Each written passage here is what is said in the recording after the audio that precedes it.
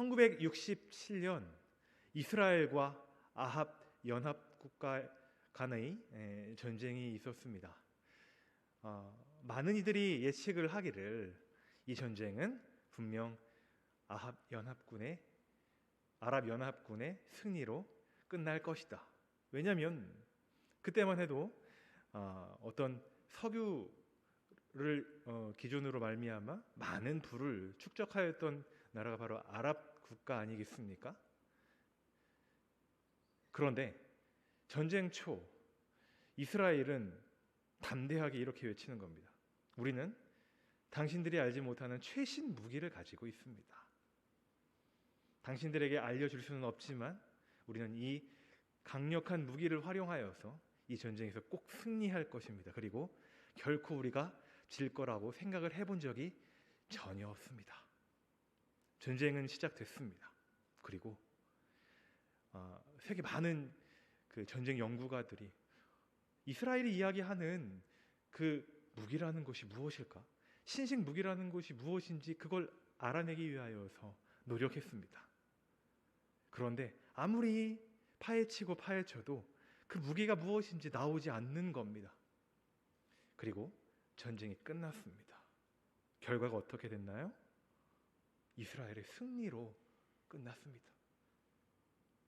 이스라엘은 당당하게 외칩니다. 우리가 얘기했던 최신식 무기는 바로 여호와 하나님에 대한 믿음이었습니다. 하나님에 대한 믿음이 우리를 승리로 이끌 것이라고 우리는 전혀 믿어 의심치 않았습니다. 하나님이 우리와 함께 하셔서 우리는 이 전쟁에서 승리할 수 있었습니다. 6일 만에 거대한 아랍 연합군을 물리친 이스라엘. 우리는 이 사건을 통해서 해석의 중요성에 대해 밝히 알 수 있습니다. 해석은 누구나 할 수 있죠. 자신이 가진 기준에 따라, 자신이 가진 어떤 여러 가지 여건에 따라 해석을 할 수 있습니다. 다양한 여러 가지 해석이 나올 수 있습니다. 그런데 중요한 건 바른 해석이 되겠죠. 세계 언론은 군사력, 경제력으로 압도적으로 강했던 아랍 연합군이 이길 것이다라고 이야기했지만 이스라엘은 하나님이 우리를 위하시니 우리가 승리할 것이다 라고 해석했습니다. 그리고 정말 그렇게 된 것이죠. 어떻게 해석하느냐? 그에 따라 방향성과 일의 속도는 분명히 달라질 것입니다. 오늘 우리의 본문 굉장히 독특한 특성을 가지고 있는데요. 해석에 대한 이야기가 나옵니다. 근데요, 하나님이 꿈꾼 자와 그리고 해석하는 자, 이 두 가지 파트를 분명히 나누시는 장면을 볼 수 있죠. 꿈을 누구에게 주십니까? 느부갓네살 왕에게 주셨어요. 그리고 해석은 누구를 통해야 주시죠? 다니엘을 통해 하나님이 주십니다. 하나님께서 이 꿈의 해석 그리고 꿈을 주심에 대해 꿈에 대한 경험 이 부분을 함께 한 영역으로 인도하셨던 적이 있죠. 이제 베드로에게 꿈을 주십니다. 어떤 꿈을 주십니까? 고넬료를 만나게 하시기 위하여서 상하고 깨끗하지 아니한 음식을 먹으라라는 환상을 주십니다. 하나님은 베드로에게 그 꿈의 의미와 꿈의 경험을 동시에 경험케 하셨습니다.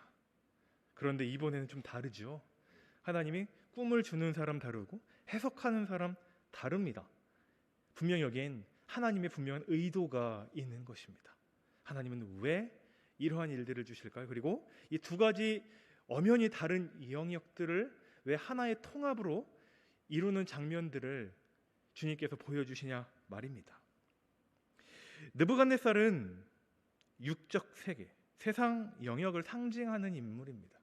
그를 통해 세상이 어떠한 일들이 벌어지고 있고 그리고 세상 사람들이 어떤 목표를 따라 살아가고 있는지를 분명하게 보여줍니다. 반면 다니엘은 하나님의 역사의 통로로서 영적 세계를 나타내는 인물입니다. 하나님은 다니엘을 통해 하나님의 역사가 어떻게 이루어갈지에 대해서 분명하게 알려주십니다. 이 세상이 아무리 자신의 강함을 스스로 강조하고 있지만 결국 하나님의 통치만이 영원하다. 하나님의 통치만이 완전하고 육적인 그 모든 세계들을 아우르고 뛰어넘는 능력이 있다. 하나님은 이 부분을 분명하게 보여주시기 위하여서 다니엘과 느부갓네살 왕의 꿈의 경험 그리고 꿈의 해석 파트를 분명하게 엄연하게 나누신 것입니다. 많은 사람들은 세계가 어떻게 변할지 그리고 앞으로 어떤 일들이 기다리고 있으며 어떤 일들이 펼쳐질지에 대하여서 굉장히 관심이 많습니다. 궁금해합니다. 과연 우리 앞날엔 어떤 일이 펼쳐질 것인가? 미국 46대 대통령으로 바이든이 당선되었습니다.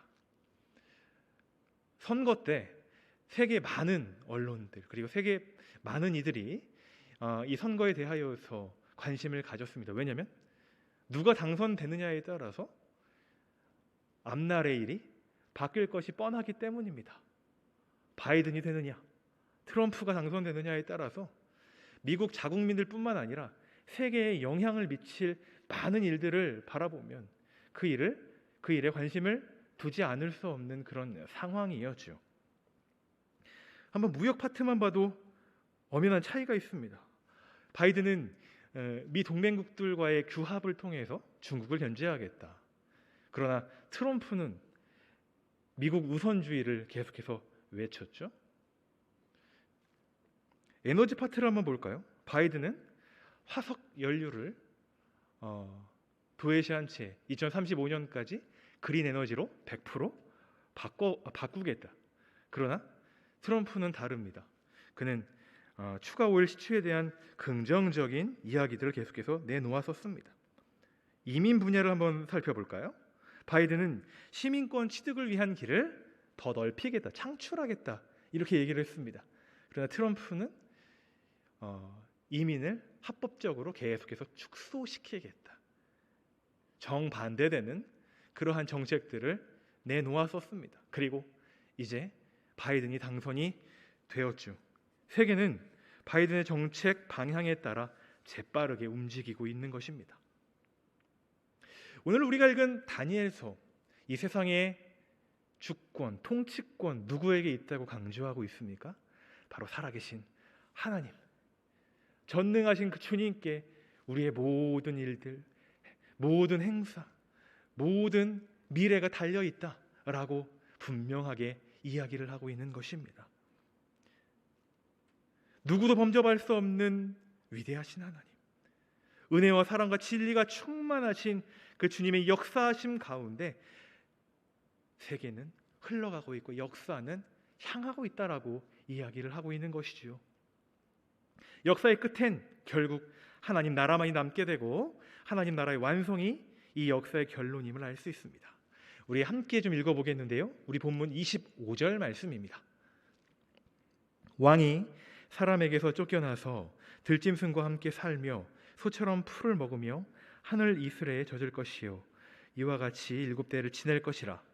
그때 지극히 높으신 이가 사람의 나라를 다스리시며 자기의 뜻대로 그것을 누구에게든지 주시는 줄을 아시리이다. 지금껏 많은 민족의 흥망성쇠가 역사 가운데 있었습니다. 문화 발전 속도에 따라서 수많은 독재자들 그리고 장군들이 일어나서 각기 다른 영향력을 펼쳤습니다. 그런데 그들의 모습은 어떻습니까? 그들의 목표와 그들의 야욕대로 그렇게 세상이 운행되고 있나요? 아니요. 그들의 꿈은 펼쳐지는가 싶으면 쇠퇴하는 때도 있었고, 누군가 그들의 뜻을 이루어서 또 다른 나라를 세웠다면 반대편에서는 그 나라를 없애려고 하는 그러한 노력들이 굉장히 많이 있었습니다. 이 세상에는 육적인 것은 말입니다, 영원하지가 않습니다. 왜냐하면 죄가 세상에 들어오고 난 이후 모든 사람이 죄를 지어 하나님의 영광에 이를 수 없게 되었습니다. 세상은 영원하지 않습니다. 영원한 건 오직 한 가지, 오직 하나님의 나라와 하나님의 목표와 하나님의 계획하심입니다. 영적인 세계가 무엇인가요? 영적인 세계를 어떻게 하면 인지할 수 있나요? 누구의 손에 따라 이 세계가 흘러가고 있는지에 대해서 명확히 보고, 명확히 알고, 명확히 인지한다면 그는 영적인 세계에 대하여서 눈을 뜨고 있는 것입니다. 피카소가 길을 가다가 길거리에서 버려진 자전거를 발견합니다. 그리고 그 자전거에서 안장을 떼어내고, 그리고 핸들을 떼어내서 어떤 작품을 만들죠. 우리가 잘 아는 대로 황소 작품입니다. 그 황소 작품의 가치가 지금 293억이나 된다고 해요. 버려진 자전거, 누군가에게는 아무 쓸모가 없었던 자전거, 정말 탈 수도 없고 끌고 다닐 수도 없었던 너무 누추한 그러한 조형물, 누구에게 줄 수도 없고요, 돈을 받고 팔 수도 없는 그런 것을 가지고 피카소가 작품을 만들었더니 굉장히 고귀하고 굉장히 값지고 좋은, 인정받는 그러한 물건으로 바뀌었습니다. 누군가의 손에 그것이 달려 있는가? 어떤 굴러가는 돌도요, 유명한 조각가의 손에 붙들림을 받게 되면 굉장한 값어치를 가진 물건으로 바뀌죠. 모든 사람들이 무시하고 관심을 두지 않았더니 조그만한 이 원료, 이것이 유능한 과학자에게 발견이 되면 그것은 굉장히 유용한 그러한 발명품으로 재탄생하는 장면들을 우리들은 잘 알 수가 있습니다. 누구의 손에 달려 있는가? 누구의 손에 따라 우리가 지금 걸어가고 있는가? 여러분, 우리는 전능하신 하나님의 손에 이끌림을 받고 있습니다. 사랑과 은혜와 진리가 충만하신 그 주님께서 우리를 붙들고 계시기에 우리 자신은 굉장히 연약하지만 연약한 우리를 통해 하나님의 능력과 기적과 역사가 나타나는 줄 믿습니다. 우리 한번 느부갓네살의 꿈 이야기를 살펴볼까요? 땅 중앙에 큰 나무가 있습니다. 이 큰 나무가 얼마나 큰지 그 높이가 저 하늘 위에까지 닿을 정도랍니다. 그리고 얼마나 그 넓이와 그 모습이 웅장한지 저쪽 땅 끝에서도 이 나무를 볼 수가 있을 정도랍니다. 그리고 이 나무에 열매도 많고 잎사귀도 많고, 그리고 그 그늘이 얼마나 시원한지 들짐승들이 그 밑에 쭉 와서 편안하게 쉬고 있습니다. 그뿐입니까? 그 가지가 얼마나 또 좋은지 공중에 나는 새들이 이 나무로 파닥파닥 날아와서 편안하게 쉬고 있는 이 장면들. 그런데 갑자기 거룩한 자가 하늘에서 내려와서 외칩니다. 이 나무를 베어라. 가지를 없애라. 잎사귀를 다 떨어뜨려라. 열매를 없애라. 그리고 거기에 깃들여져 있는 수많은 들짐승들, 그리고 공중에 나는 새들 다 나가라고 해라. 단 하나 남겨둘 거, 나무의 그루터기만큼은 남겨두어라. 느부갓네살을 통해 하나님이 이 꿈의 이야기를 경험케 하십니다. 그리고 또 다른 방향으로 다니엘에게 해석의 영역을 맡기시죠. 이 나무가 무엇을 뜻합니까? 느부갓네살 왕을 뜻합니다. 그리고 느부갓네살 왕의 권세와 능력이 굉장히 커서 하늘 높이 그 이름이 창대하고 저 멀리에서까지 알아들을 수 있을 정도로 그 권세가 어마어마합니다. 그런데 거룩하신 하나님께서 뭐라고 말씀하십니까? 느부갓네살아, 내가 사람들에게서 멀리 쫓겨나서 들의 짐승들과 함께 살고 소처럼 풀을 뜯어 먹을 것이고, 그리고 하늘의 이슬을 맞으면서 그런 삶을 네가 살아야 될 것이다. 7대가 지낼 때까지 말이다. 왜냐하면 권세는, 너가 지금 가지고 있는 그 권세는 하늘 아버지께서 너에게 주신 것임을 넌 아직 모르기 때문이다. 내가 누리고 있는 수많은 열매들, 내가 누리고 있는 수많은 보화들, 너를 따르는 수많은 사람들, 그건 느부갓네살 너에게서 나온 것이 아니라 살아계신 하나님께서 너에게 주신 것인데 내가 그걸 아직 모르고 있다. 그러나 너는 그걸 곧 깨달을 때가 있을 것이고 그때 내 나라는 더욱더 장구하게 될 거야. 느부갓네살은 교만했습니다. 느부갓네살은 자신이 다스리는 줄 알고 있었습니다. 느부갓네살의 권세와 능력이 자기의 것으로만 여기고 있었습니다. 착각하고 있었습니다. 그분을 온전히 바라보지 못하고 있었습니다. 다니엘은 그 모든 것들을 바라보았어요. 하나님이 해석도 주셨지만 이 상황이 너무나 어렵고 이 상황이 정말로 위급할 정도로 번민함을 그는 느꼈다고 오늘 본문은 말씀하고 있습니다. 그리고 느부갓네살의 주님 앞에 온전히 회복될 수 있는 길 단 한 가지, 하나님 앞에 겸비하여 회개하고 주님 앞에 나아가는 것, 권세를 주신 하나님을 인정하고 하나님의 목적과 뜻대로 순종하는 것. 라인홀트 리버는 인간의 교만에 대해 세 가지 유형이 있다고 얘기했습니다. 한 가지는 권력, 또 한 가지는 지적 교만, 세 번째로는 도덕적 교만이라고 했습니다. 우리는 이 세 가지 범위에서 우리의 교만의 영역을 생각을 분명 해볼 수 있을 것 같아요. 1945년 4월 28일 이탈리아의 무솔리니가 공개 처형을 당했습니다. 전쟁에 대한 어떤 참혹한 결과고 그가 뿌린 씨앗이 되겠죠. 근데 놀랍게도 무솔리니가 죽음을 당한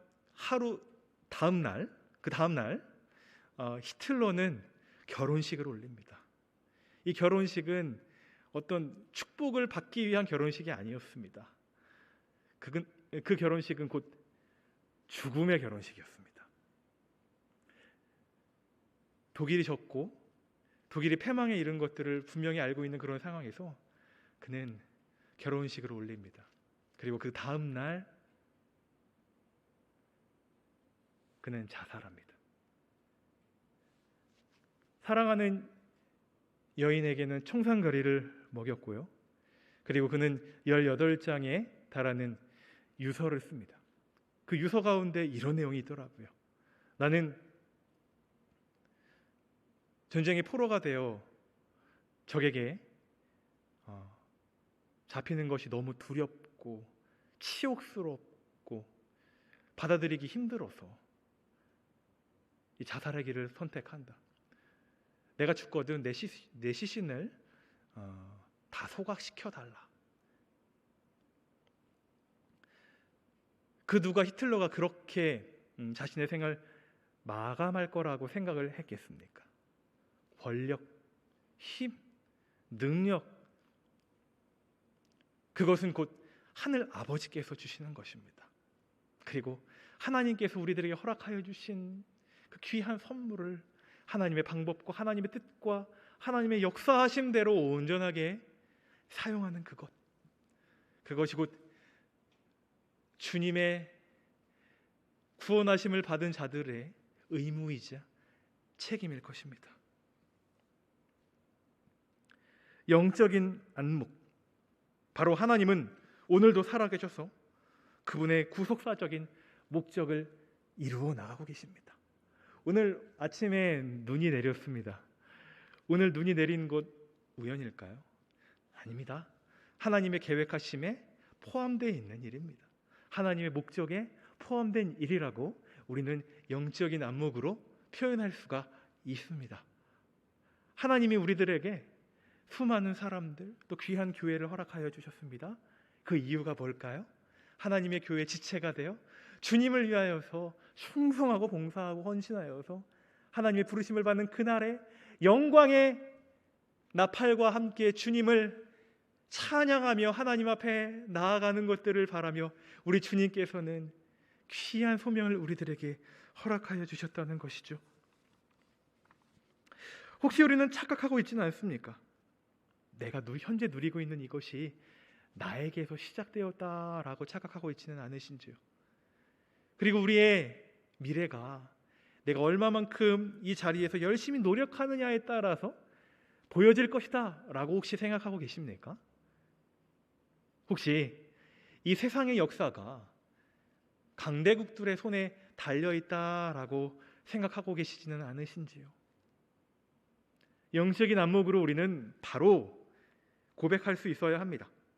내가 누리고 있는 이것 하나님이 주셨다. 그리고 나의 미래, 나의 손에 달린 것이 아니라 주님의 손에 달려있다. 그리고 이 세상 하나님의 역사와 하나님의 목적을 향해서 오늘도 나아가고 있다. 구원받은 믿음의 자녀들은 그 주님의 뜻 안에 모든 것들을 해석하고 모든 것들을 바라보고 모든 것들을 판단할 수 있어야 합니다. 우리 대한민국 종교적으로 샤머니즘에서 시작하여 불교 그리고 유교가 지배하던 그러한 국가입니다. 그런데 구한말 선교사님들의 헌신을 통하여서 이 땅 가운데 복음의 씨앗이 뿌려졌습니다. 그리고 이 복음의 씨앗이 열매를 맺어 뜨인돌이신 예수 그리스도가 이 나라의 우상과 모든 미신들을 타파하기 시작하셨습니다. 소망이 없던 이 나라, 희망이 없던 이 나라, 아무것도 바라볼 수 없던 이 나라 가운데 위대한 복음의 능력과 역사가 일어날 것이라고 그 누가 생각했겠습니까?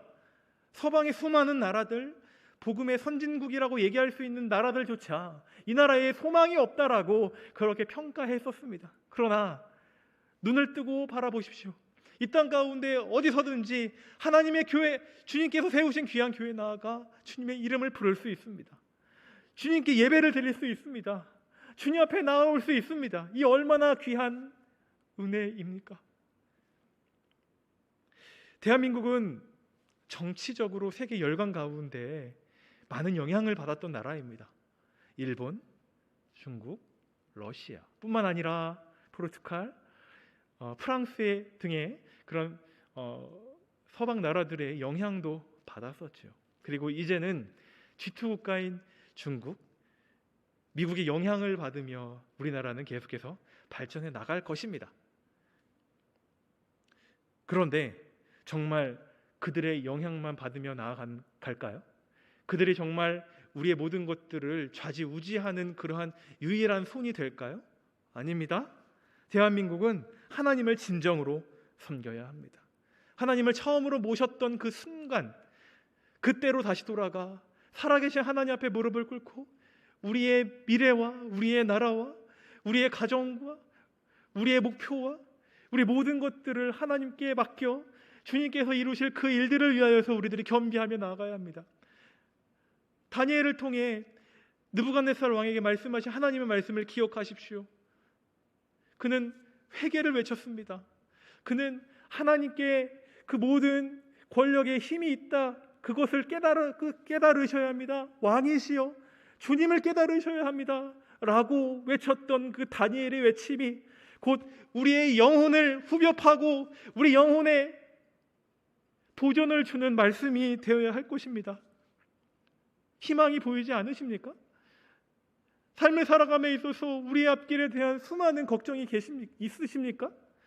그걸 가지고 주님 앞에 나아오십시오.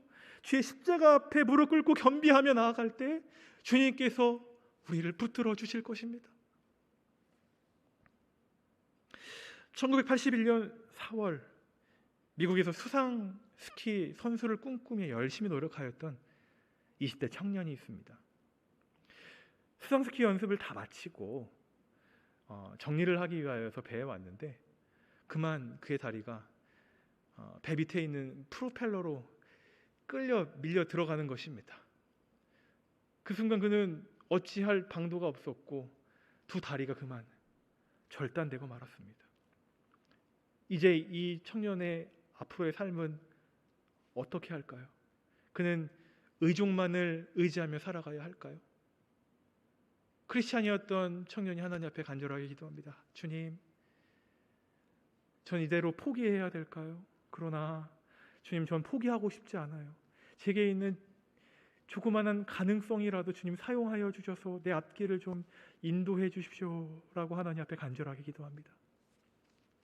그는 기도하면서 내가 심리학을 좀 공부해야겠다라고 생각이 돼서 어느 대학교에 심리학과에 진학을 해서 공부를 하고 졸업을 하여 한 재활병원 센터에 상담원으로 취직을 합니다.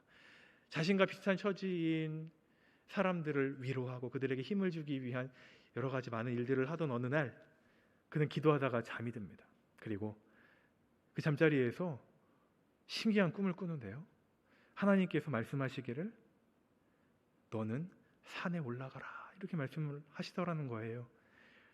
그 눈앞에 미국의 50개 주를 쭉 보여주시면서 50개 주를 하나하나 보여주시면서 이 각 주에 있는 높은 산들을 올라가라 이렇게 말씀을 하시더래요. 이게 무슨 꿈인가, 어쩌다 그냥 꿈이겠지라고 그냥 넘겼는데 반복적으로 계속해서 꿈을 꿉니다. 그리고 그는 그 꿈속에서 하나님 앞에 고백했대요. 하나님, 저에게 올라가라고 말씀을 하시는 거예요?